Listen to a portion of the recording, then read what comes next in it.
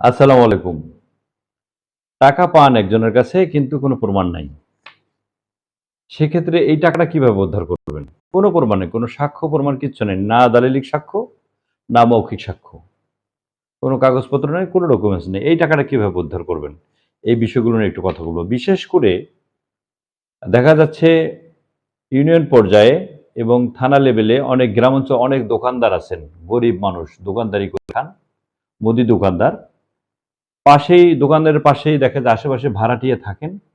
এই ভাড়াটিয়া বিশ্বাস জন্ম হয় ওই দোকানদারের সাথে তার লেনদেনের করতে করতে একসময় একটা বিশ্বাস জন্ম হয়। দেখা যাচ্ছে যে এক পর্যায়ে তার কাছে ৭০,০০০, ৮০,০০০, ৫০,০০০ টাকা এরকম অনেকে পেয়ে থাকেন। এখন এই অসহায় দোকানদার হঠাৎ যখন দেখে যে ওই যিনি তার খরিদ্দার, যার কাছে বাকি দিয়েছিলেন, শুধুমাত্র তার খাতায় লিখে রেখেছিলেন বা টুকে রেখেছিলেন, এই লোকটা হঠাৎ করে উধাও হয়ে যায়, টাকাটা পাচ্ছে না। অথবা আপনি কারো কাছে টাকা দিয়েছেন, ৫০,০০০ বা ১,০০,০০০, ২,০০,০০০ টাকা দিয়েছেন, কেউ জানে না। শুধু আপনি দিয়েছেন, আপনি জানেন আর যিনি নিয়েছেন তিনি জানেন। এটার কোনো দেখা সাক্ষী নাই, শোনা সাক্ষী নাই। পরবর্তীতে শুনেছে কিন্তু কাগজ কলমে কোনো প্রকার এভিডেন্স নেই। সেক্ষেত্রে এই টাকাটা আপনি কিভাবে পাবেন? এই বিষয় নিয়ে একটু কথা বলবো আপনাদেরকে। অনেকেই গত কদিন আগে আমি পাওনা টাকা আদায়ের এক বিষয়ে একটা কথা বলেছিলাম। এই সূত্র ধরে অনেকে আমাকে মেসেজ করেছেন যে আমার কোনো সাক্ষ্য প্রমাণ নেই, সেক্ষেত্রে আমি টাকাটা কিভাবে পাবো? অনেক দোকানদার আমাকে বিভিন্নভাবে জানতে চেয়েছেন যে আমি অনেক দোকানে বাকি দিয়েছি, আ কাপড়ের দোকানে বাকি দিয়েছি, মুদির দোকানে বাকি দিয়েছি, সারের দোকানে বাকি দিয়েছি বিশ্বাসের উপর। কিন্তু সে উধাও হয়ে গেছে, এখন তাকে পাচ্ছি না। কিভাবে এই টাকাটা আমি উদ্ধার করব? এই বিষয়গুলো নিয়ে একটু ধারণা দেবো। যারা জানেন তারা জানেন, যারা জানেন না তাদের জন্য ভিডিওটা আজকে। যদি মনে করেন এই ভিডিওটা শেয়ার করার মতো তাহলে অবশ্যই শেয়ার করবেন। আপনার শেয়ারের মাধ্যমে আরেকজনের উপকার হতে পারে। প্রথমত বলি, দোকানদার যারা আছেন বিভিন্ন বিভিন্ন পদের দোকানদার।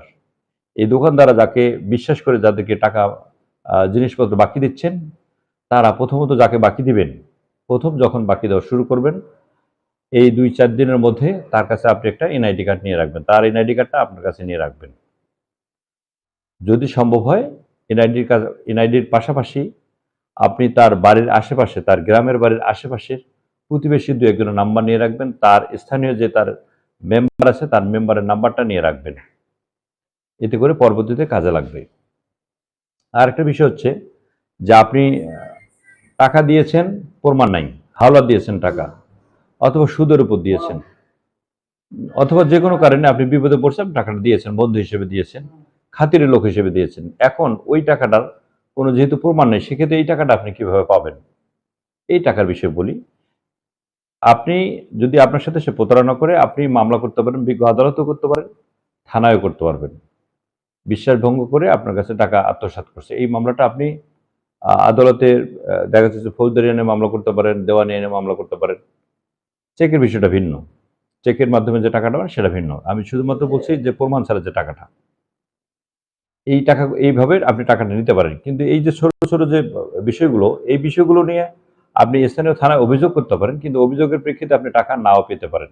পুলিশ কিন্তু এই কাজগুলো করে না। সাধারণত এই টাকা-পয়সা লেনদেনের কাজগুলো পুলিশ করে না। কিন্তু তারপরেও দেখা যাচ্ছে যে মানবিক কারণে করে থাকে। মানবিক কারণে করে থাকে, ২ পক্ষকে ম্যানেজ করে যদি করা সম্ভব হয়, দেখা যাচ্ছে ২ পক্ষকে ডেকে সমাধান হয়ে যায় অনেক সময়। কিন্তু এই কাজটা মূলত আপনার কাজ হচ্ছে, যদি এই ধরনের কোনো ঘটনা ঘটে থাকে, সেক্ষেত্রে আপনি প্রথমত আপনার স্থানীয় সালিশ বৈঠকের মাধ্যমে এই টাকাটা নিতে হবে। আরেকটা বিষয়, যখন আপনি এনআইডি কার্ড রাখবেন, দোকানদারের যারা টাকা বাকি দিচ্ছেন, দোকানদার যারা আছেন, তারা এনআইডি সূত্র ধরে কিন্তু ওই পলাতক লোকটাকে আপনি বের করা সম্ভব। এনআইডি সূত্র ধরে ওই লোকটাকে খুঁজে বের করা সম্ভব। খুঁজে বের করলে আপনি টাকা পাওয়ার সম্ভাবনা থাকে। আর খুঁজে বের করতে না পারলে আপনি টাকা নেবেন কিভাবে? আর যারা খোঁজের মধ্যেই আছে, যারা কাছের মধ্যেই আছে কিন্তু টাকা দিচ্ছে না, প্রমাণ নাই, সেক্ষেত্রে তাদেরকে আপনি স্থানীয়ভাবে সালিশ বৈঠক মানে টাকা নিতে হবে। যখন সালিশ বৈঠক করবেন, তখন এই সালিশ বৈঠকের মাধ্যমে দেখা যাচ্ছে এই যিনি আ আ পালিয়ে গেছেন, যার কাছে টাকা পান, উনি অনেক সময় স্বীকার করে ফেলেন যে, "হ্যাঁ, আমার কাছে টাকা পায়। এই মুহূর্তে আমার টাকা দেওয়ার ক্ষমতা নাই।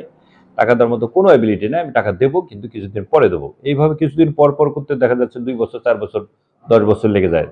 উনি যখন স্বীকার করবে কথাটা, তখন কিন্তু আপনি কৌশলে আপনি এই তার যে কথাটা এটা আপনি ভিডিও করে রাখতে পারেন, রেকর্ড করে রাখতে পারেন। এটাও আপনাকে পরবর্তীতে যদি মামলাও করেন আপনি, এই এভিডেন্সটাও কাজে লাগতে পারে। সে কারণে আমি আজকে শুধুমাত্র যারা এই ডকুমেন্ট ছাড়া টাকা দিচ্ছেন, হাওলাত দিচ্ছেন বা যে কোনোভাবে হোক টাকাটা দিচ্ছেন, এই টাকার আদায়ের বিষয়ে এই বিষয়গুলো আপনারা একটু ফলো করবেন। দোকানদার হলে অবশ্যই তার কাছে, দোকানদার হোক আর যেই ভাবুক, টাকা দিলে তার কাছে আপনি এনআইডি কার্ডটা নিয়ে রাখবেন। সে যদি পলাতক থাকে সেটা উদ্ধার করা সম্ভব। আর স্থানীয় মাধ্যমে যদি খোঁজের মধ্যে থাকে, আয়ত্তের মধ্যে থাকে, সেক্ষেত্রে স্থানীয়ভাবে টাকাটা আদায় করলে সবচেয়ে এটা বেটার পথ, সবচেয়ে ভালো পথ। স্থানীয় লোকজনের মাধ্যমে, নেতৃত্ব পর্যায়ে যারা থাকেন তাদের মাধ্যমে, সালিশ বৈঠকের মাধ্যমে টাকাটা উদ্ধার করা সম্ভব। তা না হলে কিন্তু বিজ্ঞ আদালতে গেলে আপনি যখন আইনের রাস্তায় যাবেন তখন আইন চায় সাক্ষ্য প্রমাণ, সেটা হোক মৌখিক সাক্ষ্য নয়তোবা দালিলিক সাক্ষ্য। তবে টাকা পয়সার উদ্ধারের বিষয়ে দালিলিক সাক্ষ্যটা অতি জরুরি, খুব গুরুত্বপূর্ণ বিষয় ভূমিকা বহন করে। যে যেখানে আছেন ভালো থাকবেন, সুস্থ থাকবেন, নিরাপদে পথ চলবেন।